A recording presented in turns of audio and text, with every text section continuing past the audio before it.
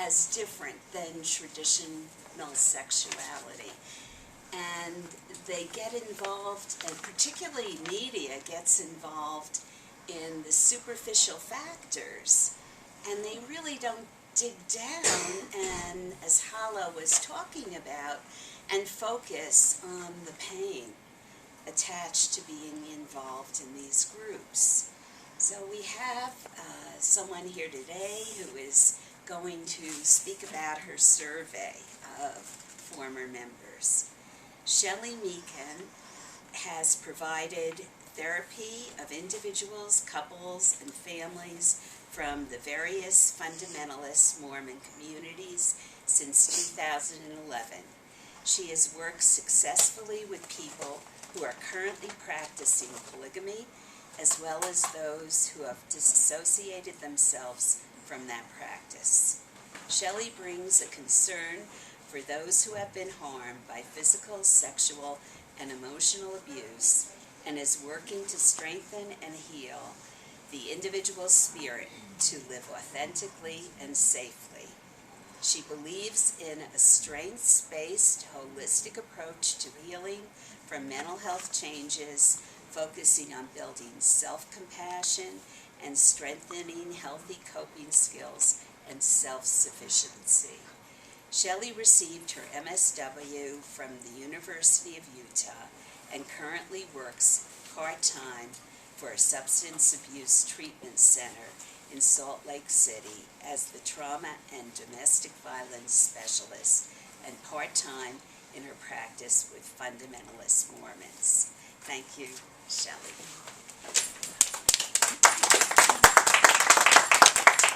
It's weird to hear that. It's like, who is that? So I feel like I'm kind of the newcomer to this industry. This is my first time to this conference, and I'm pleased to be here. So I don't have to do my introduction. Skipping. And also, I apologize, I haven't practiced it at all with my, luckily I did print a printout of my remarks, but my version of PowerPoint has this cheater version where you get your, you get your notes here, and so it'll be a little bit rough. So, Can you speak a little bit louder? Yes, I will try. Thank you. And let's see, how do we do? I don't even know how to work shoot. Probably the up and down arrows. Okay, and it's taking a minute. Okay. I think it's got a little lag. Okay. So, for those of you who are not too familiar with fundamentalist Mormon polygamy, well, actually, how many of you are familiar with it? Know of it. Gosh, okay, so pretty much everybody. So this might be, either I can skip this or we can just... No, do it. Just do it. Okay. There are folks practicing fundamentalist Mormon polygamy all over the United States. This is a map of some FLDS sites that I found on the internet. But there are people all over in Canada and Mexico as well. You'll recognize some people practicing Mormon polygamy by their dress. You know, as you can see, the prairie dress that's common to the FLDS. But most of the other groups don't have dress restrictions, definitely not as strict as the FLDS. But they may be, some of them require being covered from wrist to ankle. And some don't have, some just look like, dress like you and I would. And so you could very well have a Mormon polygamist neighbor and not even really know it. Or your school principal. Or your school principal, right. Yeah. So there are three main groups that folks are clustered in fundamentalist Mormon polygamy. The FLDS, which was mentioned this morning briefly, that's the Fundamentalist Latter-day Saints, and they are the Warren Jeffs group. You've probably heard of them, where he's in prison in Texas, blah, blah, blah. They tend to be the more radical group. Then there's the Order, which is the Kingston group, and they're based more in northern Utah, southern Idaho, but they're around as well. And then the Apostolic United Brethren, or AUB, or Allred group, that one kind of has three names. they are in southern Utah County in Utah and Juab County and extended, but that's where a bulk of them are. And then I apologize for the font switching here, didn't translate over to the other computer. But there's other groups, and last I heard, in 2009, I believe, there was a survey that said there were 15,000 of fundamentalist Mormon polygamists. I tend not to believe that. Sylvia, do you? I think that number is way higher. Well, I think there's supposed to be about 10,000 in just the AUB alone. Just the AUB. Yeah, I think know the there's number is 10,000 plus in the FLDS, for sure. Yeah, so I think, I would guess the number's more like 50, but it's, again, they don't participate in the census. And that is talking about the subculture too, Yeah. which is Yeah. totally different Can numbers. I ask one question? Uh-huh. You know, these three groups, are these like genetic? You know, like you said, the FLDS are more they're genetically one group of people, and then the order are genetically more the Kingstons. I know there's degrees, but is there also a genetic basis as to which group? Do you mean, The FLDS and the Yeah, AUB that- split yeah. off in the 50s. They were one group, and they split off in the 50s. And the FLDS moved down to southern Utah, and they were able to really isolate. And they grew into a town of 10,000, and it's a huge town. And the All Red group just got spread out all over Salt Lake. So totally different dynamics, but same group, Same roots. same leader, same all families. all of Okay, this okay. is the same root. Okay. And then from the original Mormon church, or LDS church. And then they broke off from there and continue to have break-off groups. Okay. And that and literature's out families. there of the stories of how they evolved from the Yeah. split off from the main LDS and who was who. And Just a all second. Yeah. That. They have yeah. a lot of. Yeah, in fact, I brought a little pamphlet. I didn't know if I would bring it up or not, but Oh yeah. this is called the Primer that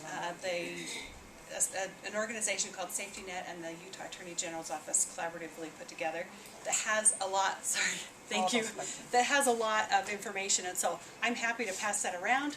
You can look at it, and You can get it online too. yes, that's true. Yeah. You can just download it. So, any other questions on this part? Okay. So, as with everyone else in the United States or around the world, families live with varying degrees of health and functionality. Some Mormon polygamists, you want to follow my thing or I'm going to get really messed up here. Yeah. Some present more on the spectrum where the Browns of the TV show Sister Wives present, where a little bit more healthy, normal, we would say, and some families and groups are definitely more abusive, more dysfunctional. And so I want, while I'm talking about the problems in polygamy, I don't want to imply that every family is really dysfunctional or abusive, or that every, there's just varying degrees. So, and I think Sylvia will speak to that as well. But, so my goals today are to raise your awareness of what folks need coming out of fundamentalist Mormon polygamy by presenting the information from this little survey I did. Look at treatment options, and then moving forward, what do we need to do? So, the survey, I created the survey in August, just this past August. Yes. Yes. Off. Please.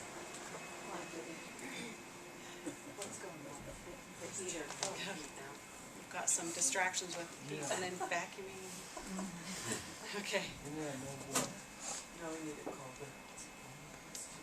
Okay, so I created this survey in August, just this past August, and I just put it out on Survey Gizmo.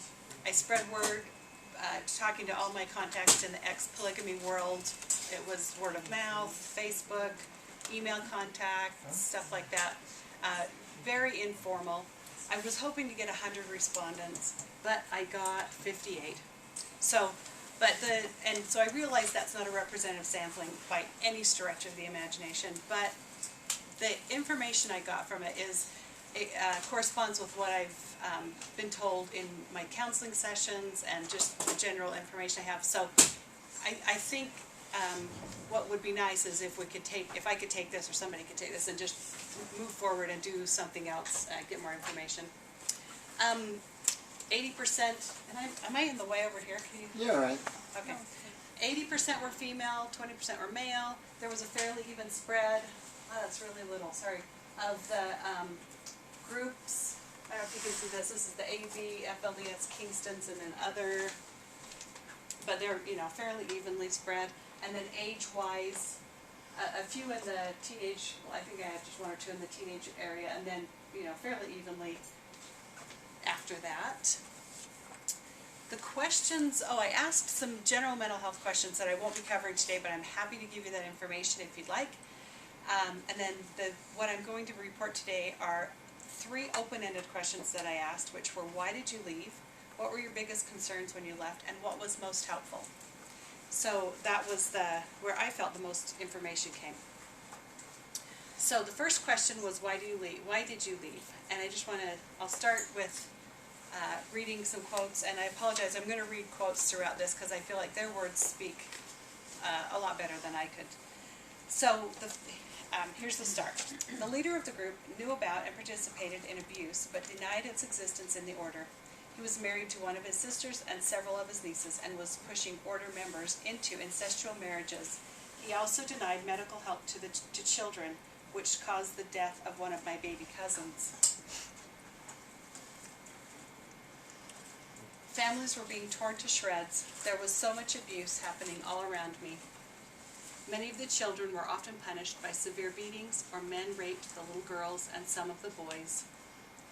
Children bringing up children in essentially single-parent families where overburdened mothers go it alone much of the time, and children are deprived of paternal investment. As you can see, the first major theme, and by far the most mentioned reason for leaving, was abuse. To kind of lighten things, one client this week was telling me, she said, I sold my soul for Tupperware. This is a woman that was married at 18 to a man more than twice her age, and just lived with bullying and abuse her whole marriage. She's in her early 30s and has left, and I've been working with her for just a couple of months. But I thought it was interesting that she recognized her own personal manipulation in that situation, how we all kind of respond and react and survive in order to get a convenience that none of us would even think twice about having. Good grief, Tupperware. Other answers centered around the religion itself, religious practice, change in belief, desire for freedom, realizing the religion wasn't true. And quotes sounded like this: God was not in this religion. I hated the constant mind games and manipulation. I researched the religion and found that I don't believe that Mormonism, let alone polygamy, is true.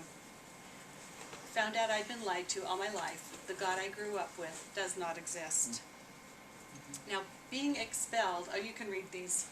There's so much reading, but you can read these while I talk. Being expelled was not one of the higher reasons for leaving, but it does happen, and I think because I only had 20% male respondents, that might be part of the reason why. But one of the saddest stories for me was a young man, early 30s, who had been expelled from his FLDS group up in Canada, and he'd been asked to come into a review board and confess his worst sins. The sin he confessed was having feelings for his wife. And this wasn't like perverted, weirdo, anything. It was, he just loved his wife. And so he was asked to leave the community and repent. And in the meantime, of course, work and send the money back. But I saw him about 2 years into the process where he realized that there was nothing he could do to get back, and he was having suicidal ideations. You're not supposed to love your wife? In the FLDS right now, no. Wow. You can't hold her hand. You can't. Gosh, it breaks my heart to even think about it. He couldn't hug his children. He couldn't read them stories. He couldn't. That was against the rules, because your affection is supposed to be to the leaders and to God. And so and it was just totally breaking his heart. And thus, I mean, that I can see how that would push you to suicidal ideation for sure. Yeah. So then, the top concerns that were listed, of course the first was the loss of family and friends. You know, this young man was so distraught after having lost his family, his children and his wife, and he only had one wife, but that he couldn't concentrate, he couldn't focus on anything, he couldn't focus on work, he was losing job after job after job because he just couldn't even focus. He couldn't even focus on TV or video games or anything that you would think would kind of engage a 30-year-old man. And he, what else was I going to say about him? Anyway, I don't remember. So the loss of family and friends. Other responses were, I felt I would be rejected by everyone I knew. The entire community, including members of my family where I'd lived for 40 years, turned their back on me. I was shunned. My children being ostracized by the outside community, as well as the patriarchal family I married into. The next most common concern was money, as you would expect from a community where money is centralized, and about being able to survive financially with little education and few skills. Some of the quotes from this were, how am I going to get money? How to provide for my son? Starving to death. I have no job, no money, or no job skills, no money, and no food. Perhaps the most chilling, though, to me, was the concern about safety. Some people simply said safety, and so I don't want to read into that more than what's there. But many of them mentioned safety from the group. Quotes were, I thought they would kill me and the children outright if we were found. Protecting myself and my mom and siblings from my dad's violence. I was afraid of being killed because I took a stand for my life against the abuse and control that I had endured. The next one was being able to function in society. This concerns here centered around the fear of failing, fear of fitting in, and being accepted. Next was housing, which of course, you know, where housing is often controlled or provided by the group. Getting out of that, you don't know what to do. Religious fears centered around going to hell and losing your salvation. And then finally, am I doing the right thing? You know, is this really the best thing for my children and myself? Those doubts that enter in. So then, what was most helpful? The questions for around the answers to these questions were the top two things. Of course, again, really obvious. We all know these things, but the top two answers were around making new relationships and connecting to people who they knew before that had left. Some of the quotes here were, meeting incredibly inspiring and sincerely loving individuals who had compassion during the transition and being patient while you make good and bad decisions, understanding where you're coming from and not forcing you into other religions. This is preaching to the choir, but I can't emphasize enough the importance of that last concern there, was not forcing into other religions. Finding support from someone who cared enough to make sure I was safe and would never have to return. The next most helpful thing was helping agencies. And unfortunately in Utah, we don't have many that are devoted specifically to this population.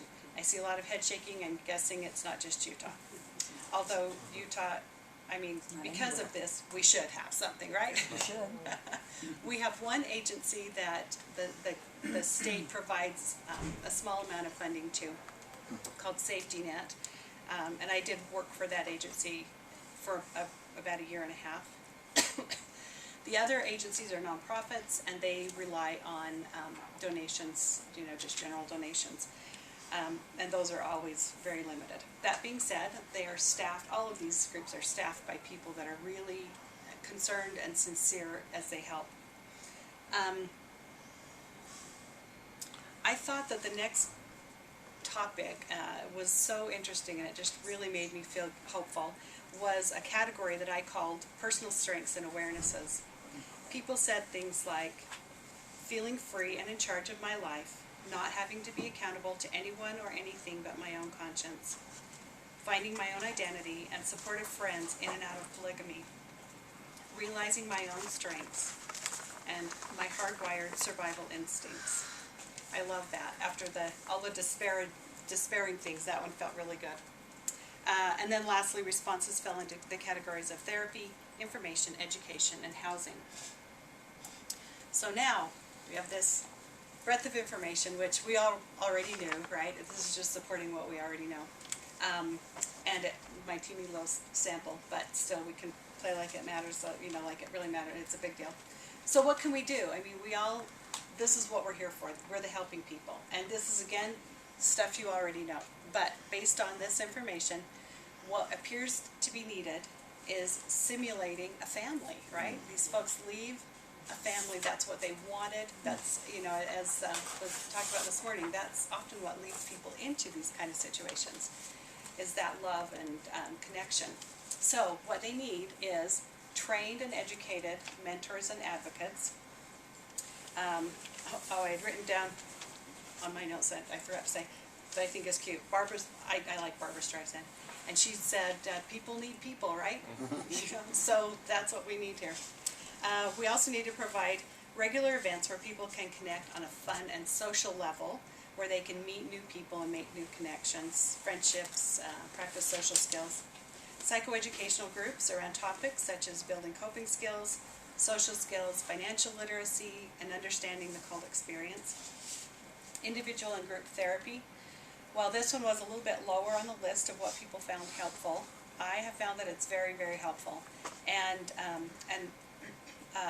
perhaps it wasn't mentioned due to the fact that it still may be stigmatized in their own minds from the group, and also because of financial limitations and the lack of trained and affordable therapists. Case management in so many areas, holy cow. Housing, legal assistance is huge. Job search and retention skills, educational, vocational training and licensing. A lot of the men coming out of these groups have construction skills, and so they are able to get jobs in construction. A lot of times their bodies are so beat up from having done construction from the age of, early teens or younger, that they don't want to. But that aside, they also don't have the proper licensing because they've just worked within kind of the confines of their own group. So helping them get that licensing at least helps them have a marketable skill till they figure out what they want to do. For the women, since childcare was their main role, they often do have some really good homemaking skills like sewing and cooking and that kind of thing. But it's a little bit harder for them because they don't have, out in the workplace marketable skills. And helping them one-on-one, like getting to Department of Workforce Services or Voc Rehab or something like that in order to get that moving is really important. It can be really overwhelming, number one, just the magnitude of it. It seems overwhelming for a lot of people, but then also if you've got kind of this government stigma where government's the enemy, that's hard to do too. Lastly, parenting skills. Oh, that's cute. Parenting skills. Some people come out, again, if there's just this broad variation, some people come out with decent parenting skills, but a lot don't because they're parenting lots and lots and lots of kids and under difficult circumstances where, like a single mom is, that quote from the beginning, a mom is just raising the kids by herself and she's financially providing as well as emotionally and everything providing for 12, 14, 16, 18 kids. Let's see, and then so parenting, I got myself confused. Parenting skills, never mind. So then also hooking them up with things like love and logic classes or other parent education classes is really good. Okay, so now we know what to do, and so let's talk about how to do it. One thing I really like is mindfulness. And the reason is that it's not necessarily, and doesn't have to be meditation, which can be really triggering for a lot of people, but it's reconnecting to your body, and if you can connect to that body, you can connect to your own system that tells you what's right and wrong, what's good for you, this feels good, this doesn't feel good, that response system. and blind obedience, and working in a communal group where the individual is not respected kind of takes you away from that. I was going to tell you about a client that came in this week too, that she was really sad that she had wrecked a relationship. She'd had this relationship with, she's a woman that came out of the Tom Green group, and she was dating a young man who had left the FLDS, and she was really sad because she had reacted to him in so much anger over something, and he'd said, okay, forget it, I'm done. And so I'm trying to work with her to help her, through mindfulness, recognize that rage, recognize what it is, what it means, take a breath, slow it down, communicate, have some self-compassion, and then make decisions instead of reactions. So that's, that can be helpful. Okay, stages of change. Have you all heard of stages of change? I kind of work in the substance abuse industry too, and so I pull a lot over. But stages of change is Prochaska's model of pre-contemplation, contemplation, what's the third one? Preparation, action, and maintenance. So action for change doesn't happen until the fourth step. So we've got to be mindful that people go through change in their own way, in their own timing.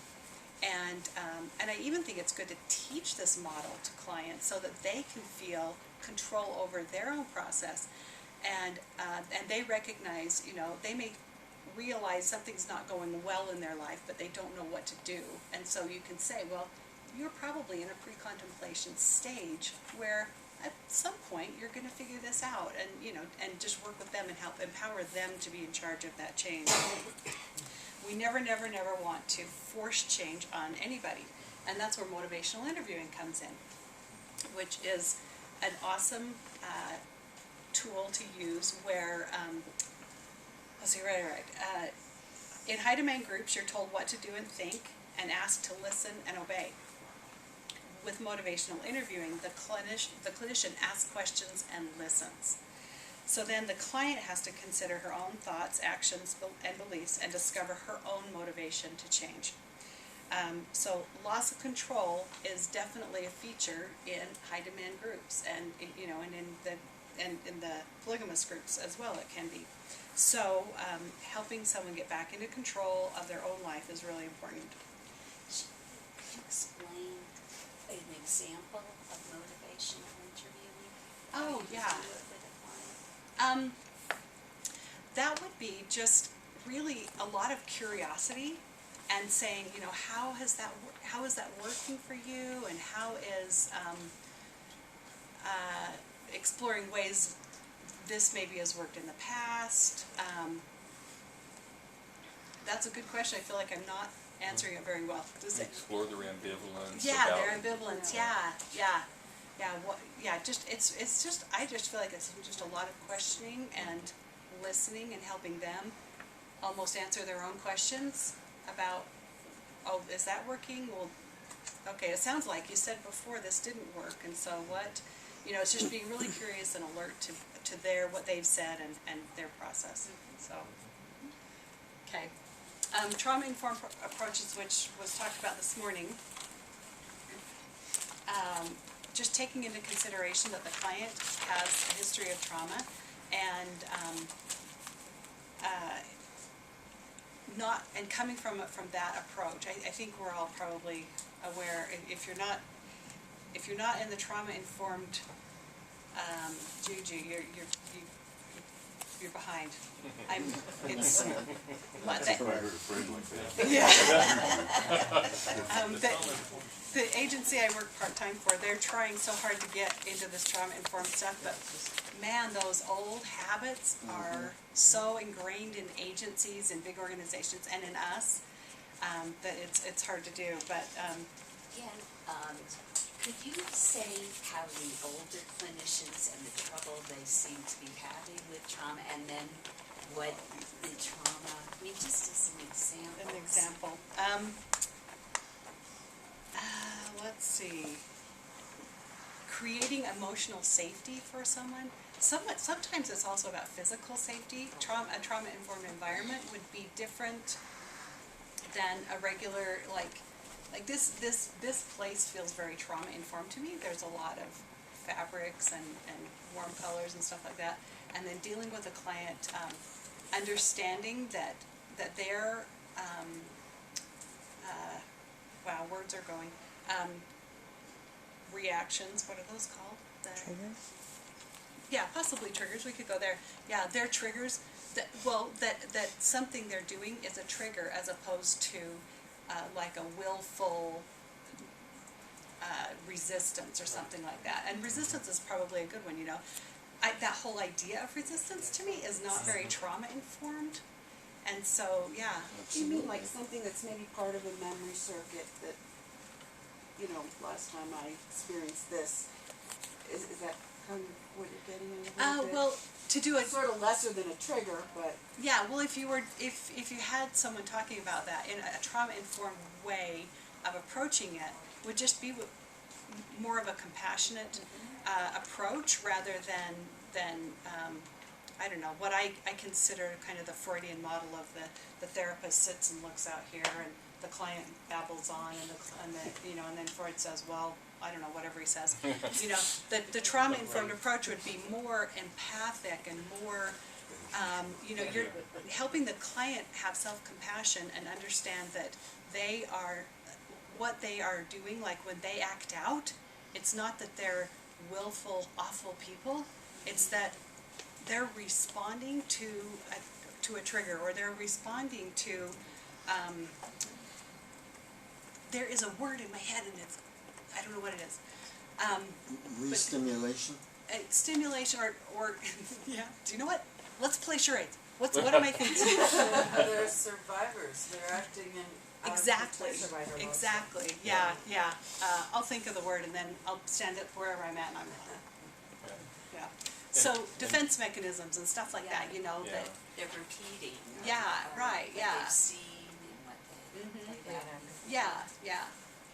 Sometimes sharing with them in written form from a book or from some data, exactly what they're doing. Saying, Yes. look, it's so normal for trauma Right. people, survivors, to experience this. They were able to write it in a book. They were Yep. able to, so you're not unique. You're just like everybody else that's been traumatized. It's like huge, Yeah. you know, it's just huge to say, Yeah. wow, I'm not crazy. There's nothing wrong with Yeah. me. Yeah. But it's Right. understandable. Yeah, it makes sense. And It makes that's sense. a fine line to walk, right? No, because, I know, obviously. Right, and when we probably all totally realize that, but yeah, we want to make them understand that their suffering is their suffering at whatever level it is, but that other people suffer it too, and that it's a normal response right. to an abnormal That's what I'm situation. trying to teach Yeah, them, is that it's a exactly. normal response. Yeah, Yeah. yeah, The motivational interviewing, they talk about rolling with resistance. Yeah. You know, you Yeah. don't Yeah. go against the what? resistance. Why would you Yeah. do that? Yeah, You just kind of roll with it and, you know, go Yeah. go to the next thing or whatever, yeah. yeah. I have done that with clients that I have a really good relationship, like she's responding like, "Ugh," and if I can joke with them, I can, yeah. I have done that before, I have to admit. Humor Yeah, can be yeah. Older therapeutic, Yeah, older therapeutic models also stressed autonomy, and more Right. contemporary models will stress relatedness.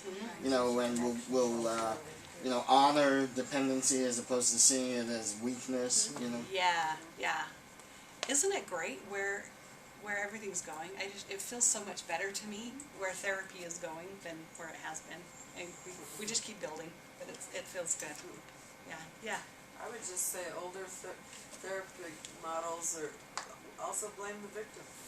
Yeah. Yes. Yeah. There's a lot of that out there, Pathologize. and Yeah. even the whole field has Right. contributed to that in the broader sense. Yeah, very good point. Yeah, these are good. These are really good. It's like a collaborative event here, right? Yes. That's what we do. Yeah, good. One other thing I was going to mention in the trauma-informed approaches is a curriculum called Seeking Safety. Have any of you heard of that?